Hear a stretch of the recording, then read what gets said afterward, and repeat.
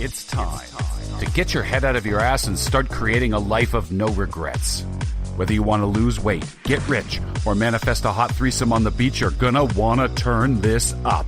This is Goals, Grit, and some woo-woo shit with your host, best-selling author and professional butt kicker, Una Duncan.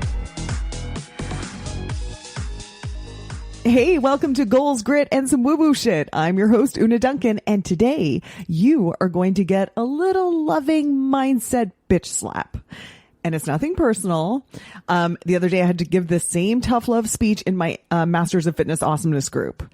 I went live in the group and I was like, oh, God, guys, do you smell that? Like, it stinks in here. It smells a little bit like bullshit. I'm smelling a lot of bullshit here, guys. And I know that sounds really harsh, but listen, here's how I define bullshit. It's basically the stories you are telling yourself that are keeping you stuck. And we all do it.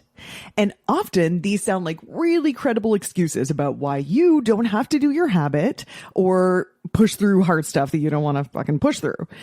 When you believe this bullshit, these stories, then you get to stay in your comfort zone, which is really comfortable.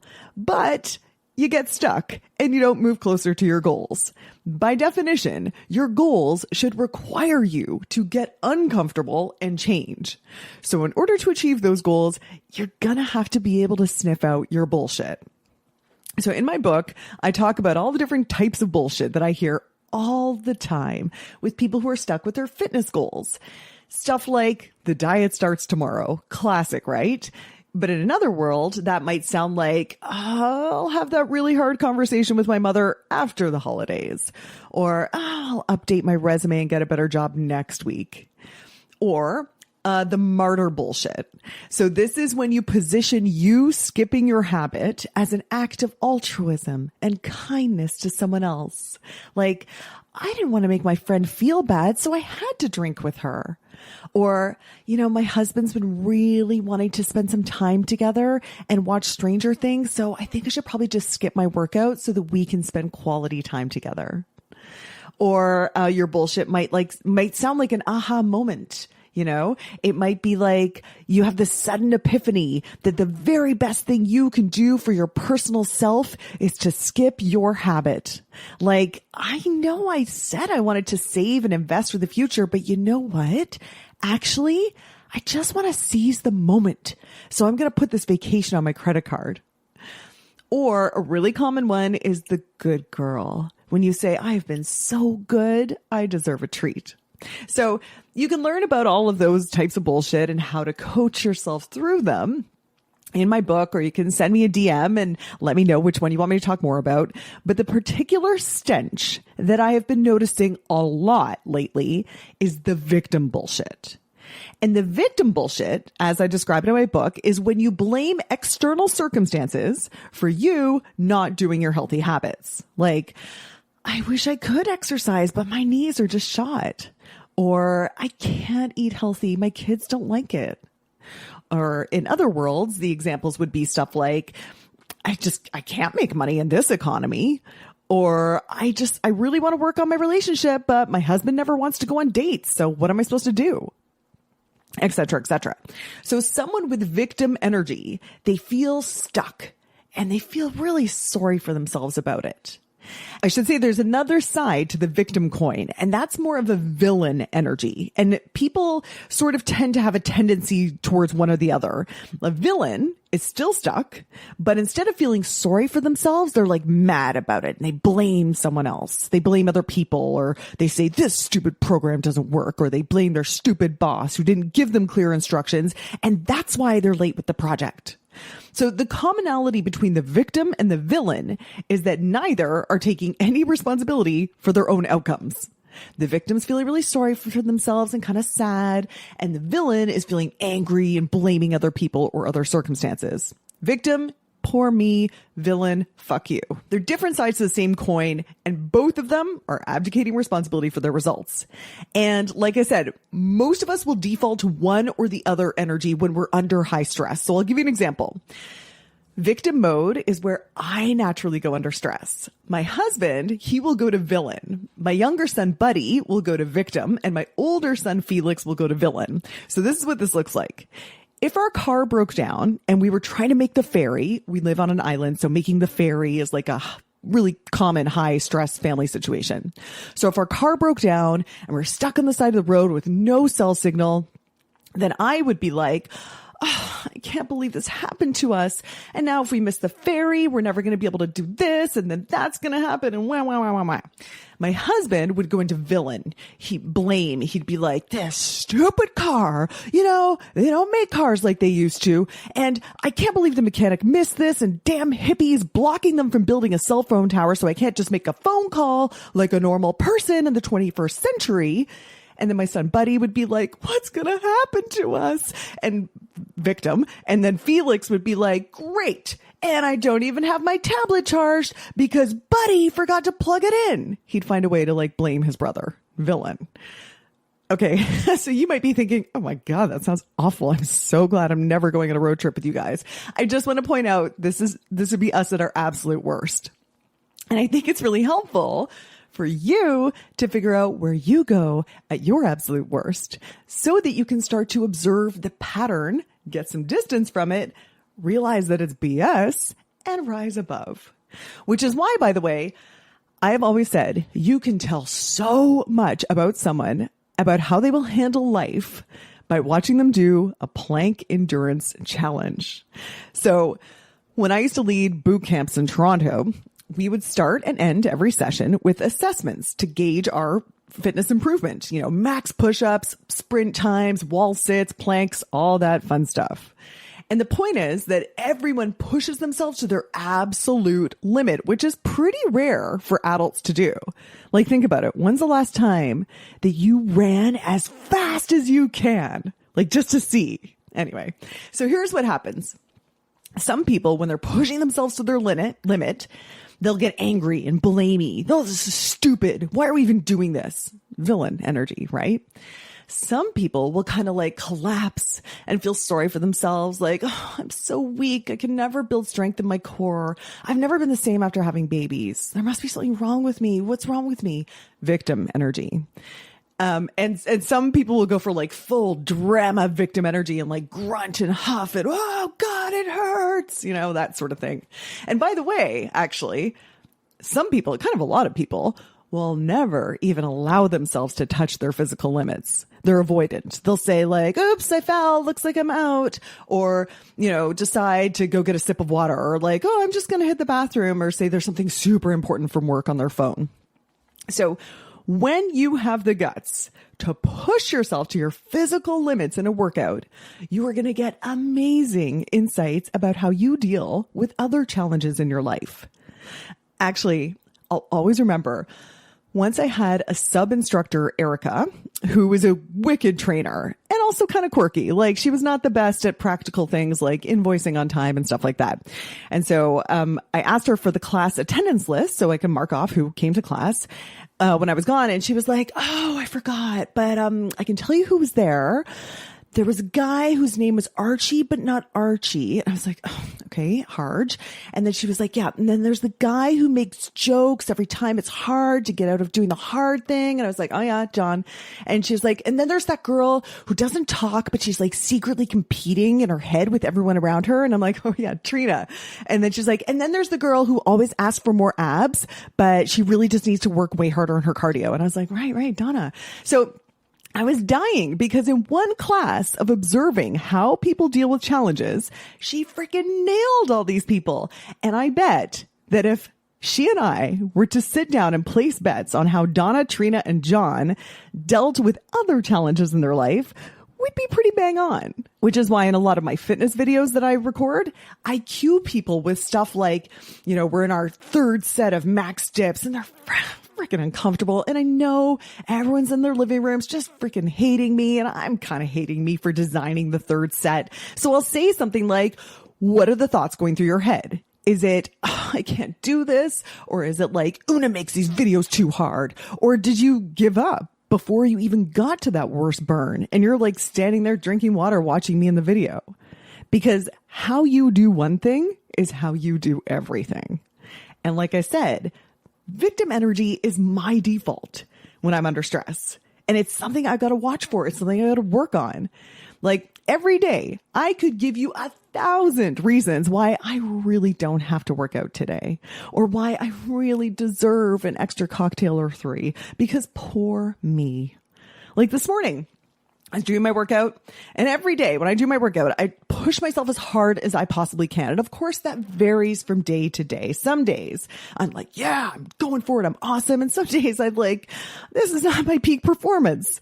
But anyway, so today I'm pushing myself and I'm trying to get in one more push up from my toes. And then my arms got kind of wobbly and I like fell on my belly.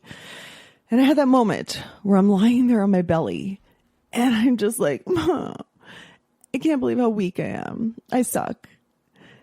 Fortunately, I have trained myself to recognize that as victim energy so that when I do drop into it, I can notice it and snap out of it faster.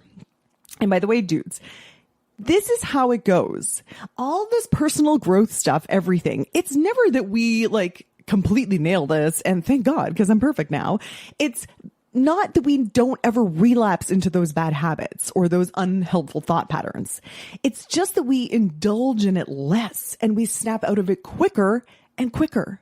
And those relapses get shorter and less intense until they're just like these barely noticeable blips. And then we are back on track. So here I am this morning lying on my stomach and I have a millisecond of that poor me thought. And then I snap the fuck out of it and I get up and I finish my workout. Whereas when I first started exercising, oh, dude, I would have milked that rest on my belly and for a couple of minutes. And then I would have slowly got up with like maximum drama, like some boxer who's barely alive, but manages to stand up for the final round the whole time thinking, why is this so hard? I can't believe I have to do this. When is this over? All that shit.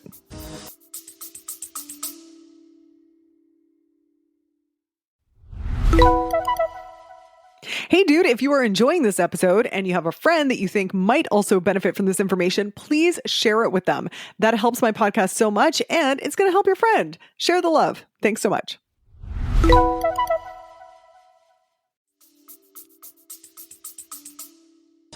Hey, I just want to let you know that I'm starting a small mastermind group of a select group of people who want to work with me for 6 months to really focus and achieve a specific goal. We'll be coming together online to come up with your personalized action plan and even meeting in person. So if that sounds like something that might interest you, go to unaduncan.com/apply and check it out. And I actually had a great trainer once who had on my training program that every time I started to feel sorry for myself, I was supposed to say out loud, I love this shit, to train my brain to love challenges. And I can't say, in all honesty, that that's where my brain goes naturally yet. But fortunately, now I can usually watch those poor me thoughts happen and recognize them as bullshit. Which, by the way, bullshit is a term that I like. I like boot camp style coaching. But if you respond to more like gentle mothering type coaching, instead of saying, oh, there's my victim bullshit, you might say to yourself, oh, look, my brain is trying to use a victim story to keep me safe and comfortable and to conserve resources. Thanks, brain, but I don't need that victim story. I'm going to go ahead and do this hard thing anyway so that I can get my goals. Okay, so the benefit of identifying the bullshit is not to provide you with some new fodder to beat yourself up. Oh, I'm so full of bullshit. Here I am sucking again. No, it's so you can start to become aware of your limiting stories so that you can choose not to believe them and then get on with kicking ass at your life. And let me tell you something. Once you start to notice your own victim stories, you will notice how unbelievably prevalent it is today. Like the air is so thick with the stench of victim bullshit right now. And I think, here's my theory on this. I think that it's because people don't understand the difference between self-compassion and victim energy. So let me tell you a story about the difference. When I was an emerging fitness professional, I got certified in this dance fitness method called the Groove Method. And the woman who started it, her name is Misty Tripoli. And Misty has this like crazy goddess vibe. Like she's always touching her hair and touching her boobs and taking deep breaths and saying all these like things that are fucking outrageous, but also kind of profound. And Misty was such an unbelievable facilitator that we would be at a fitness conference and yeah, there's like definitely the hippie kind of yoga types and the Zumba dancers, but there's also a lot of like jocks and bodybuilder big dudes. And they would all come to her session. And by the end of the session, she would have us all dancing while pretending to rock a baby that was us.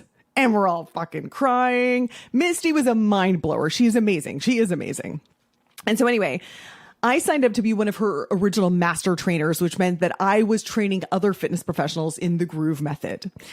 And so one day, me and a bunch of Misty's other master trainers were sitting around with Misty, and there was one woman who was telling Misty about some really big challenges that she was facing.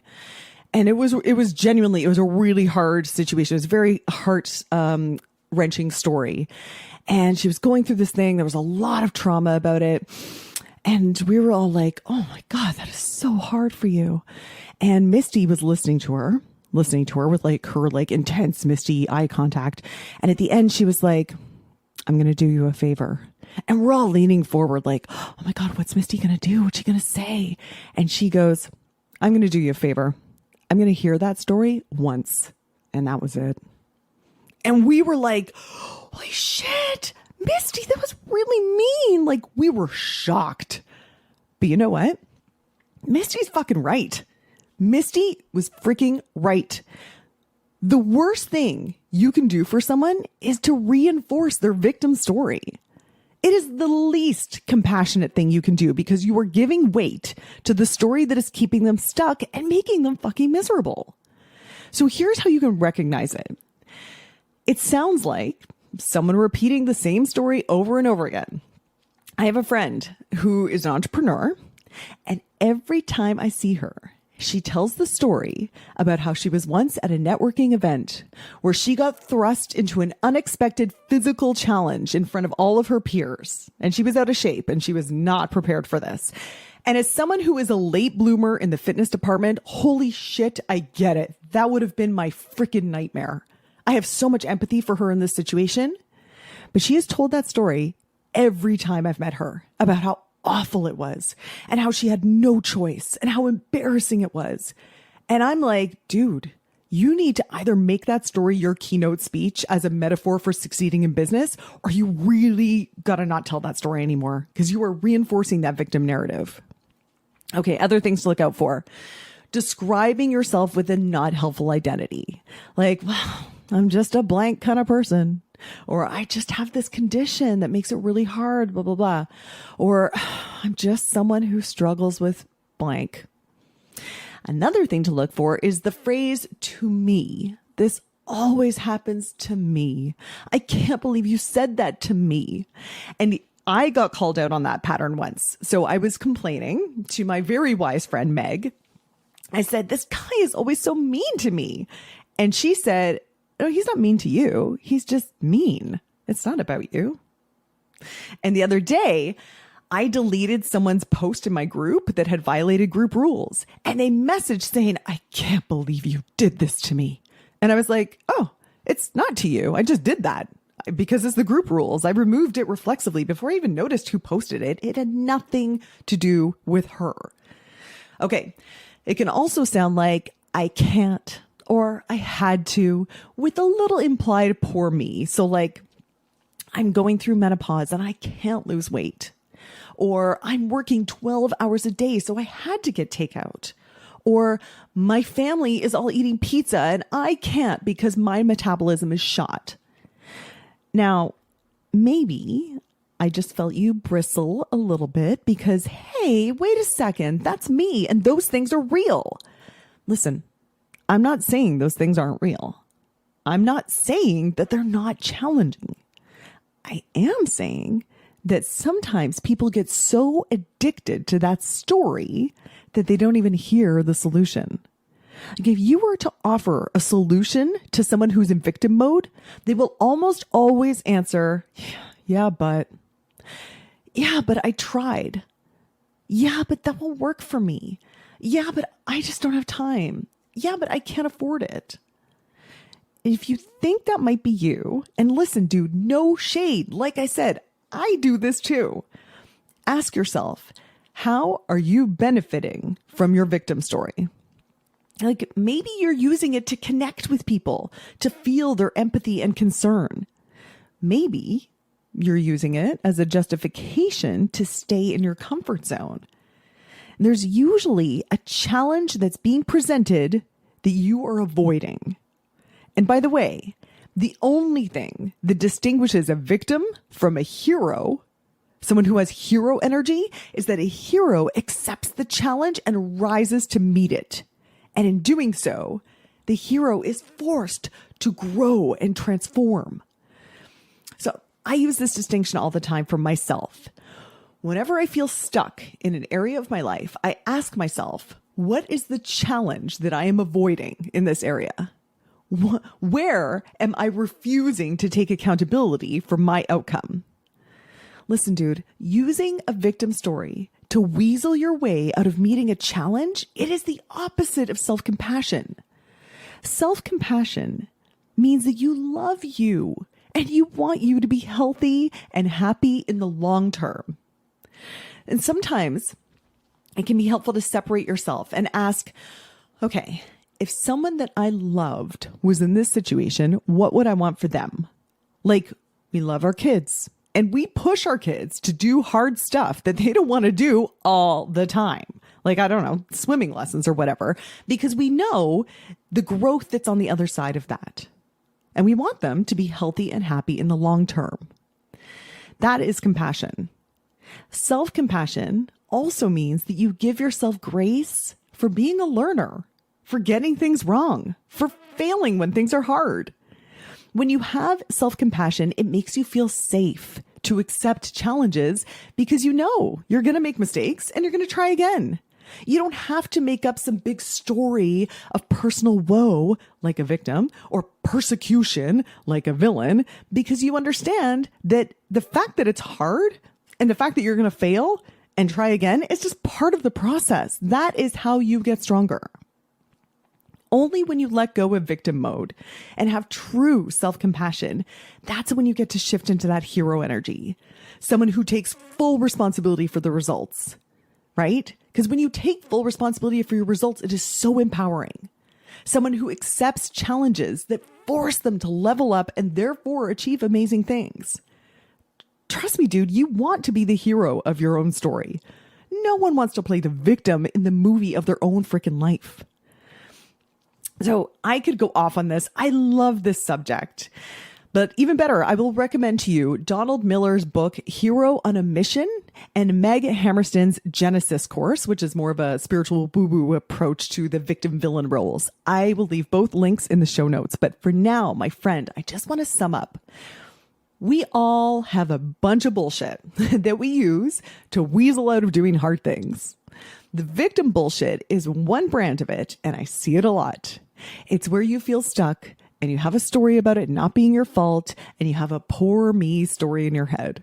And the other side of the same coin is the villain energy, where you feel stuck and you're blaming other people, but instead of feeling poor me, you feel like angry about it.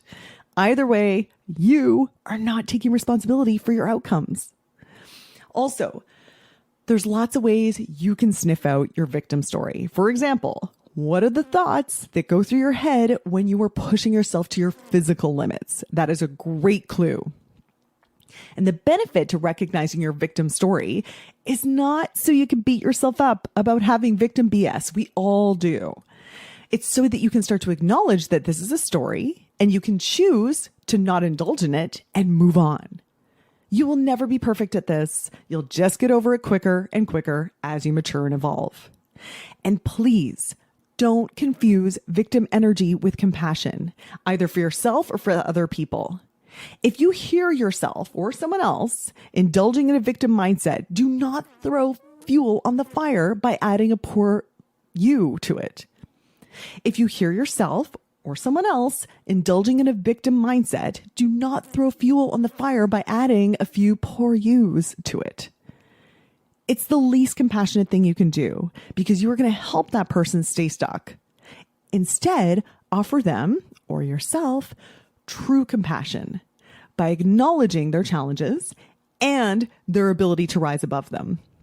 The nicest thing that you can do for someone is to recognize their hero self, not their victim self.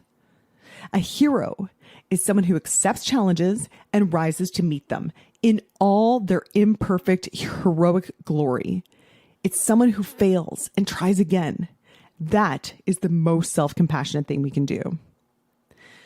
So I hope that this episode resonated with you. I hope you don't mind a little loving bitch slap every now and then. As always, I would love to hear your feedback. So type out a review for me, or don't be shy to DM me on Instagram or send an email to info@fitfeelsgood.com and let me know what you think. All right, chat next week. All right, dude, it's that time where I get to announce the winner of this month's prize for leaving an awesome review. This month, the prize is a copy of my habit tracking workbook, Diary of a Healthy Motherfucker. And the winner is someone named Clickety Kent, who said, "This podcast feels like a gift to everyone who has wanted to share Una's teachings with friends in a bite-sized way so as not to intimidate them. My only complaint is y'all should have used Oh Nana Remix by Bone R300 as the opening. I mean, that song always gets stuck in my head when I hear Una's name, and now it can for you too." Well, Clickety Kent, I YouTubed that song after reading your review, and now I might have to retract your prize because it's in my head now too. Just kidding. Email support@fitfeelsgood.com to grab your prize. And to everyone else, go ahead and leave a review right now because I've got lots of prize giveaways coming up. Oh, and thank you for your messages on Instagram about what you'd like to hear on the show. Office Hours with Wonder Woman is looking for something about bouncing back after disappointment, and I think we can probably get that for you. And Katie Lynn Green is asking for something about balancing hormones and whether that is legit. Now, Katie Lynn, I actually have a phenomenal interview about that, but I did it pre-podcast for just my clients, and the sound quality isn't great. The information is incredible, but the sound isn't great. So let me know what you think. Send me a DM and let me know whether you can handle some amateur sound quality to get your little ears on the real deal about whether balancing hormones is legit or just a bullshit marketing ploy. I always love hearing from you, and I really appreciate your messages. Bye for now. Hey dude, thanks for listening. If you like this episode, make sure you're subscribed so you can get the next one. And by the way, if you rate and review this podcast, it really helps me get found by other people who need some goals, grit, and some woo-woo shit. And be sure to connect and DM me at Una Duncan on Instagram and let me know what you thought of the episode. Chat soon.